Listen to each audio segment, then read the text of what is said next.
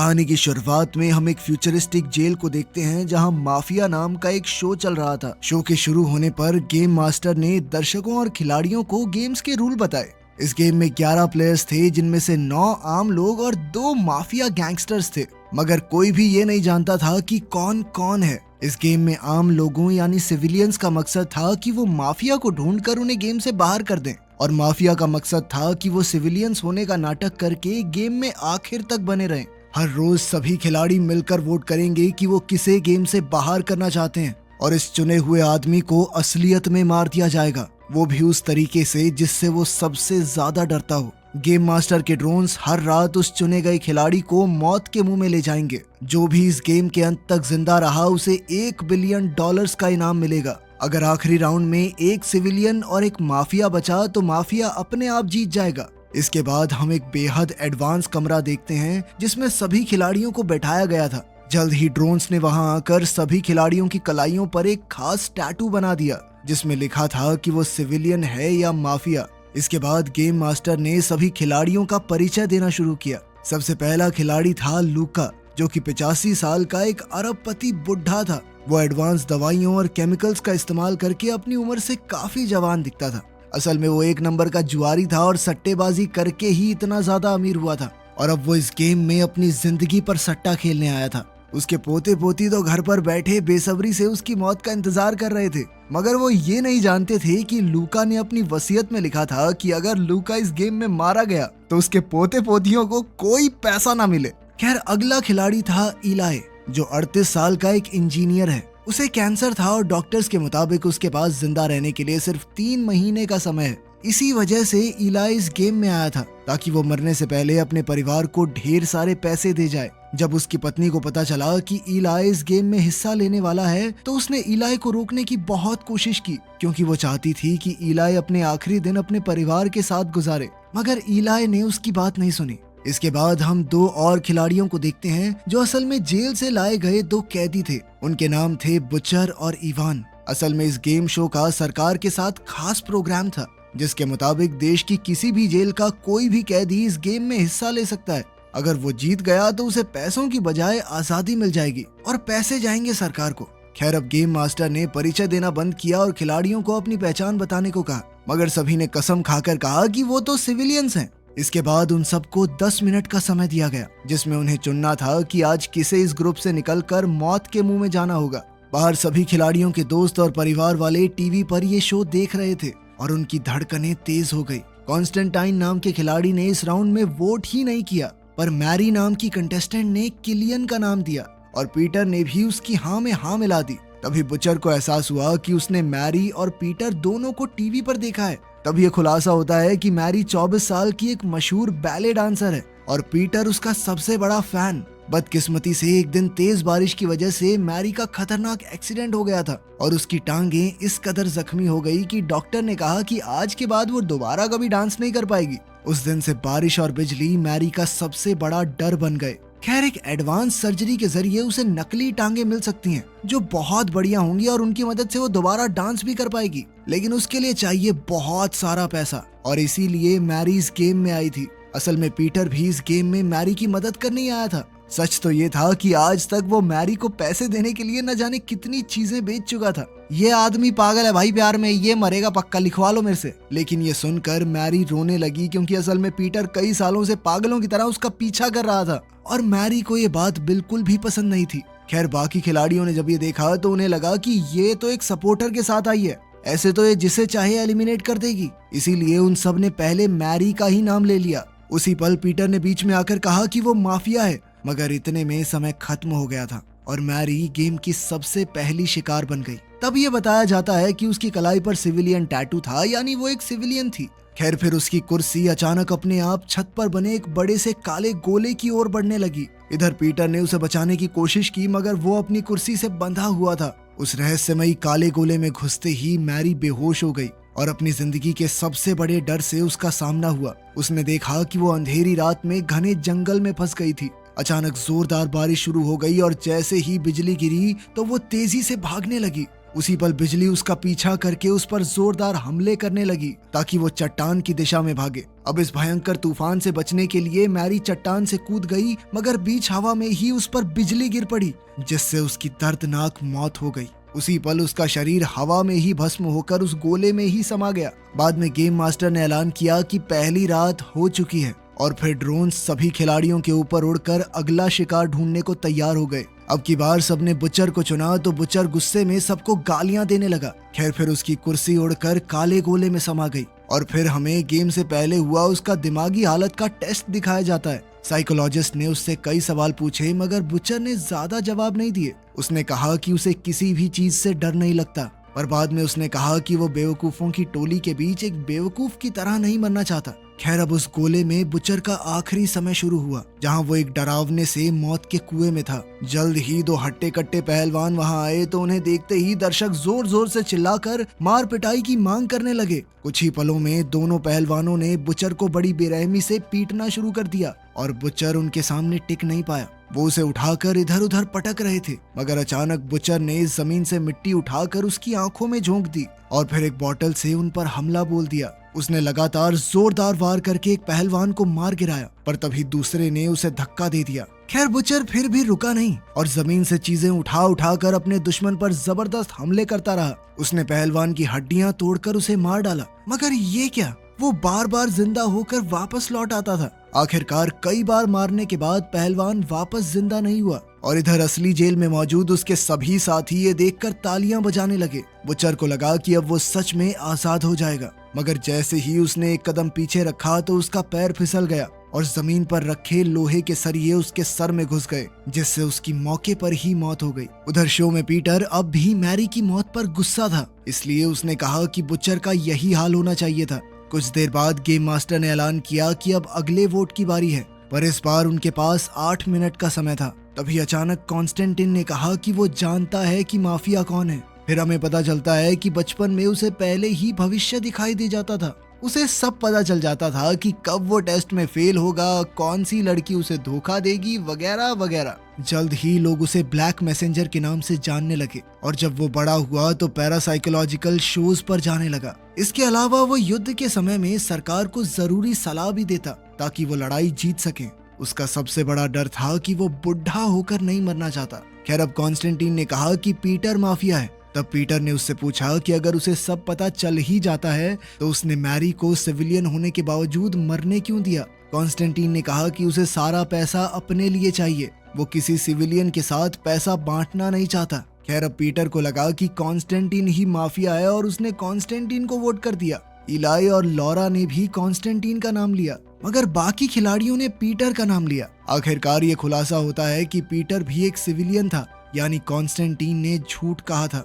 इसके बाद हम पीटर की दिमागी हालत का टेस्ट देखते हैं, जिसमें उसने कहा था कि उसे मैरी को खोने के अलावा किसी चीज से डर नहीं लगता। पर जब साइकोलॉजिस्ट ने उसे सोचने पर मजबूर किया तो पीटर को याद आया कि बचपन में उसे पानी से डर लगता था। फिर जैसे ही पीटर की कुर्सी काले गोले में समा गई तो उसका सामना जिंदगी के सबसे बड़े डर से हुआ। पीटर ने देखा कि वो समुद्र के बीचों बीच एक कश्ती में था। पीटर तुरंत चप्पू चलाकर आगे बढ़ने लगा ताकि वो आइलैंड तक पहुंच जाए, मगर अचानक उसकी नाव में छेद हो गया और जैसे ही उसने छेद को ढकने की कोशिश की तो उसका हाथ कट गया। इसी कारण उसका खून समुद्र में घुल गया और खून की सुगंध पाते ही शार्क्स वहां आ गई। पीटर काफी घबरा गया और फिर से चप्पू चलाने लगा, मगर अब धीरे धीरे उसकी कश्ती में पानी भर रहा था। तभी अचानक उसने चप्पू से एक शार्क पर हमला करके उसे मार डाला। जल्द ही बाकी शार्क्स उस मरी हुई शार्क को खाने में लग गई और इसी मौके का फायदा उठाकर पीटर पानी में कूदकर आइलैंड की ओर तैरने लगा, मगर अचानक उसने देखा कि आइलैंड अपनी जगह से गायब हो गया था और जल्द ही शार्क्स वहां आकर उसे खा गई। जब पीटर मरने वाला था तो उसे लगा कि मैरी की आत्मा उसे लेने आई है और उसने मुस्कुराते हुए अपनी आखिरी सांसें ली। इधर गेम में रात होने से पहले खिलाड़ियों को एक और खिलाड़ी का नाम चुनने का मौका मिला, मगर अब की बार उनके पास 6 मिनट थे। तब हम वॉल्टर नाम के एक खिलाड़ी को देखते हैं जो कि 45 साल का मिलिट्री ऑफिसर था। उसने आज तक अपने देश के लिए कई युद्ध लड़े थे, पर अपनी जिंदगी में इतना मुश्किल वक्त देखने के बाद अब वो गहरे सदमे में था। वो इस गेम में इसलिए आया था ताकि उसकी किस्मत ये फैसला करे कि उसे जिंदा रहना चाहिए या नहीं। असल में युद्ध के दौरान वॉल्टर से एक बहुत बड़ी गलती हो गई थी, जिस वजह से कई जवान सिपाही मारे गए थे। वॉल्टर ने दरअसल इवान नाम के खिलाड़ी का केस टीवी पर देखा था, इसलिए उसने इवान पर बच्चों का कातिल होने का इल्जाम लगाया। तब हमें इवान का परिचय दिया जाता है। इवान बस एक आम स्टूडेंट हुआ करता था, जो एक रात अपने दोस्तों के साथ बाहर जाकर शराब पी रहा था। उसकी गाड़ी की रफ्तार बहुत ज्यादा तेज थी और अचानक उनका जोरदार एक्सीडेंट हो गया, जिसमें उसके 2 दोस्तों की मौत हो गई। इवान और जो लड़का गाड़ी चला रहा था, वो दोनों जैसे तैसे इस एक्सीडेंट में बच गए। असल में सड़क पर मौजूद एक औरत ने उनकी जान बचाई थी, मगर बाद में केस के दौरान दूसरे लड़के के माँ बाप ने अपने बेटे को बचाने के लिए इवान पर इल्जाम लगाया कि वो गाड़ी चला रहा था, जिसके बाद उसे जेल भेज दिया गया। अब उसकी जिंदगी का सबसे बड़ा डर ये था कि कहीं वो जेल में ही मर ना जाए।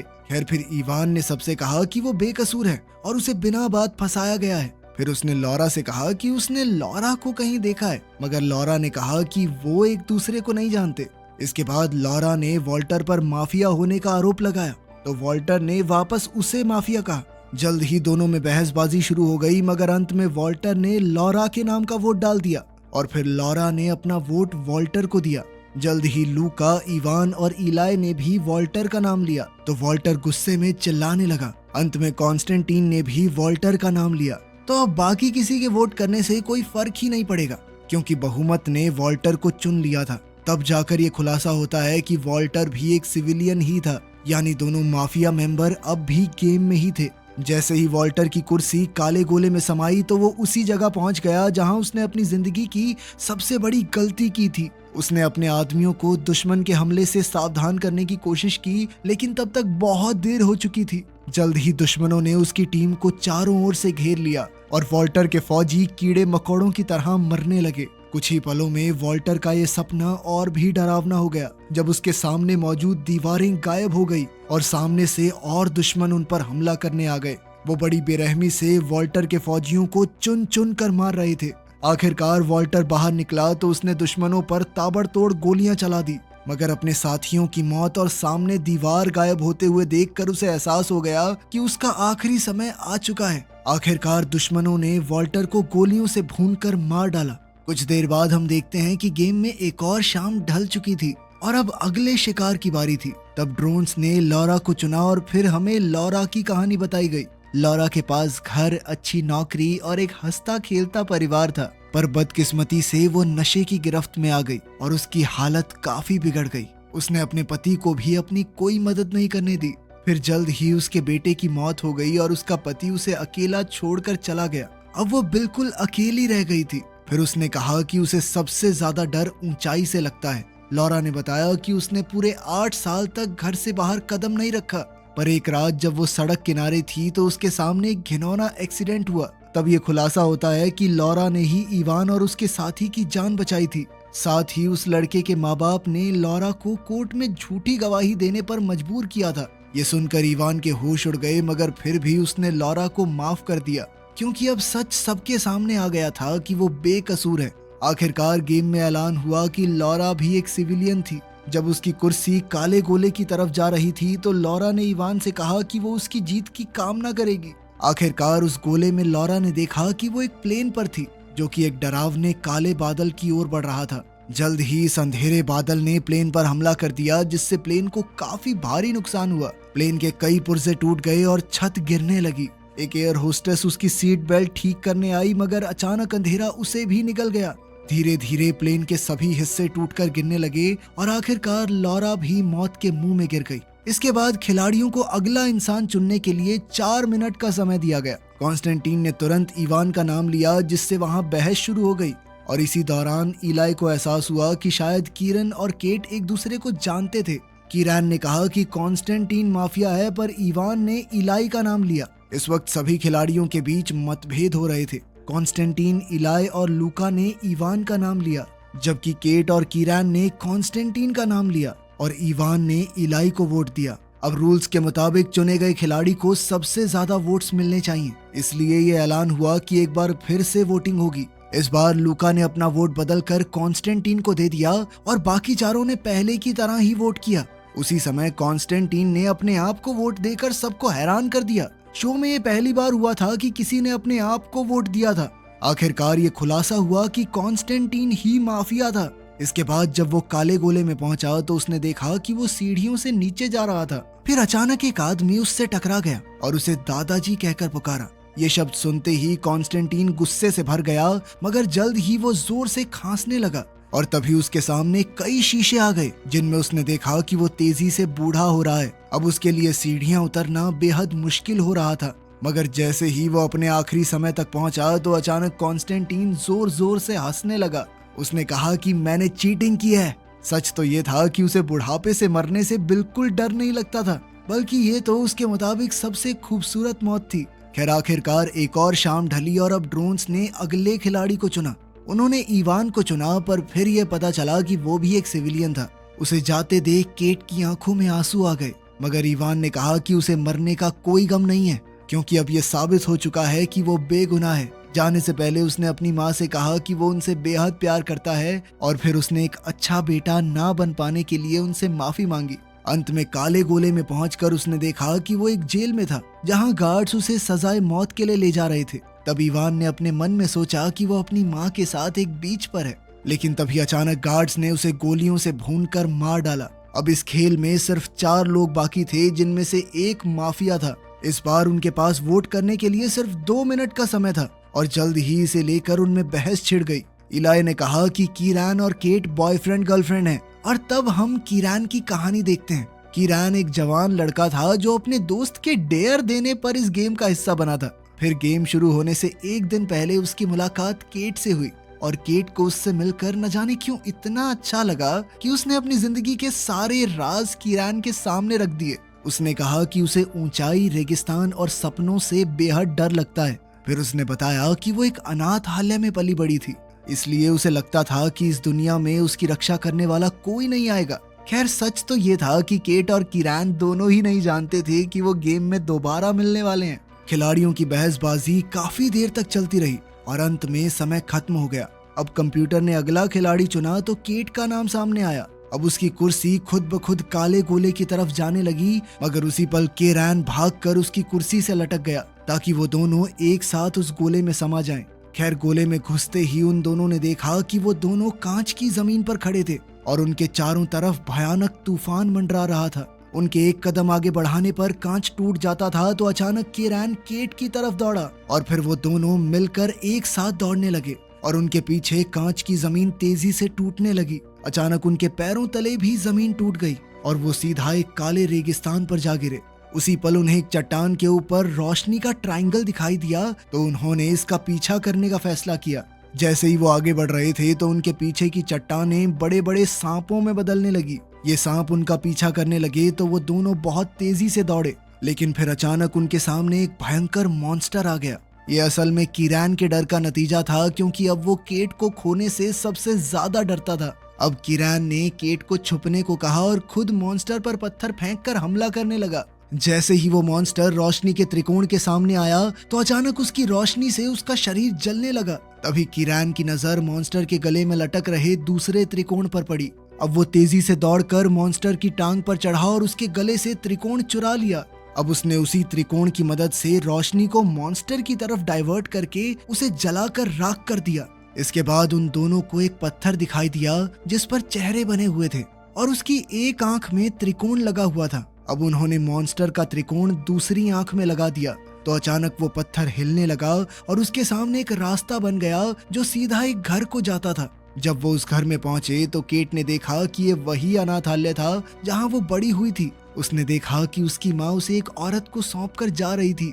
तब ये खुलासा होता है कि केट को ये बात जानने का भी डर था कि उसके माँ बाप आखिर उसे क्यों छोड़कर चले गए। अब कीरान ने उसे याद दिलाया कि ये सब सच नहीं है। उसके माँ बाप ने क्या किया इसमें उसकी कोई गलती नहीं थी। तभी अचानक उनके आसपास की सभी चीजें टूटने लगी और अंत में वो दोनों गेम मास्टर के सामने खड़े थे। इसका मतलब ये था कि अब गेम में एक सिविलियन और एक माफिया बचा था। अंत में विजेता घोषित करने से पहले शो में एड आ गई। तब गेम मास्टर ने बताया कि कॉन्स्टेंटीन उसके लिए काम करता था और वो कीरान और केट का इस्तेमाल करके इस गेम को खत्म करने का तरीका ढूंढ रहे थे। गेम मास्टर ने कहा कि वो दोनों अभी भी उस सपने में कैद हैं, लेकिन दर्शक अब खिलाड़ियों को मरते हुए देखकर थक चुके हैं, इसलिए उसने अब ऑडियंस को कीरान और केट का प्यार दिखाने की सोची। आखिरकार गेम मास्टर ने गेम में हिस्सा लेने के लिए उनका शुक्रिया अदा किया और उन्हें आजाद करके शो से बाहर भेज दिया। कुछ समय बाद हम देखते हैं कि इलाई अपने घर लौट आया था और उसने अपने परिवार को बताया कि वही आखिरी माफिया था, यानी वो गेम जीत चुका था। इसके बाद वो 3 महीने की बजाय 10 महीने तक जिंदा रहा। वहीं दूसरी ओर लूक भी गेम से जिंदा बाहर आ गया, मगर उसे कोई पैसा नहीं मिला। तब उसने अपने सभी पोते पोतियों को अपनी जायदाद से बाहर कर दिया और अपनी सारी दौलत केट के अनाथ आश्रम को दान कर दी। उधर इवान की माँ को हर रोज अपने बेटे के लिए फूल मिलते थे, जिसका मतलब ये था कि उसकी मौत का गम सिर्फ वो नहीं बल्कि पूरा देश मना रहा था।